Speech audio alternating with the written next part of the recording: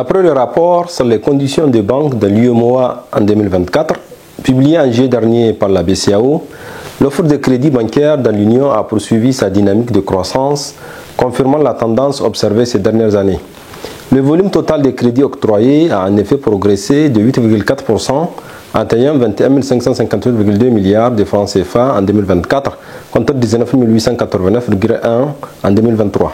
Les hausses les plus marquées, comme vous pouvez le constater, ont été enregistrées en Guinée-Bissau, au Burkina Faso, au Mali, au Bénin et au Togo. En revanche, comme aussi vous pouvez le constater, les progressions sont demeurées plus modestes en Côte d'Ivoire et au Sénégal. Et contrairement à la tendance observée et évoquée précédemment dans l'ensemble de la zone UEMOA, la situation du Niger se distingue par une évolution inverse. En effet, le volume de crédit mis en place dans le pays a reculé de 17,5% pour s'établir à 589,8 milliards de francs CFA en 2024, contre 715,2 en 2023, traduisant ainsi une véritable rupture avec la dynamique sous-régionale. En outre, cette contre-performance, significative à plus d'un titre, mérite une analyse approfondie afin de mieux comprendre ses causes ainsi que ses implications. En premier lieu, on peut citer l'environnement politique qui demeure marqué encore par une forte incertitude. Celle-ci pèse sur la confiance des différents acteurs économiques. Les entreprises, tout comme les ménages, hésitent à s'engager dans de nouveaux projets ou à mobiliser des financements importants. Et cette posture d'attentisme se traduit par un ralentissement de la demande de crédit car bon nombre de projets d'investissement ou de consommation durable nécessitant des emprunts sont reportés à des jours meilleurs. Comme en témoigne la situation des crédits aux sociétés non financières privées qui ont chuté de 31,5% ou ceux destinés essentiellement à la trésorerie qui ont chuté de moins de 25,6%, aux institutions à but non lucratif au service des ménages, moins 17,3% et aux administrations publiques, moins 10,4%. En second lieu, on peut citer l'offre de crédit elle-même qui est affectée. En effet, les institutions financières, conscientes des risques accrus liés à la conjoncture, adoptent une politique de prudence renforcée.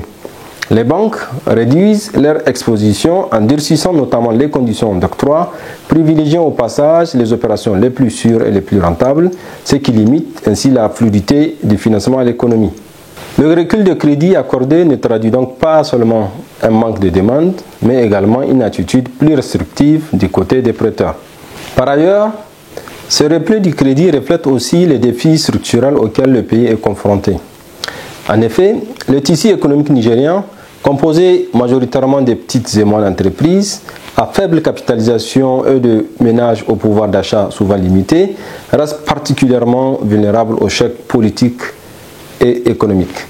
L'accès au financement, déjà contraint par la faiblesse de la bancarisation et la rigidité des garanties exigées, devient encore plus difficile dans un contexte d'instabilité politique notamment. En définitive, le contraste entre la croissance du crédit de l'UEMOA et son recul au Niger illustre la forte interdépendance entre stabilité politique et dynamisme économique. Pour inverser la tendance, il est essentiel d'agir du moins sur 4 leviers essentiels. Premièrement, rétablir la confiance institutionnelle en garantissant un climat politique plus apaisé et prévisible. Deuxièmement, renforcer les mécanismes de garantie, notamment le fonds de garantie, le cautionnement solidaire, etc., afin d'élargir l'accès des PME et aux ménages au crédit.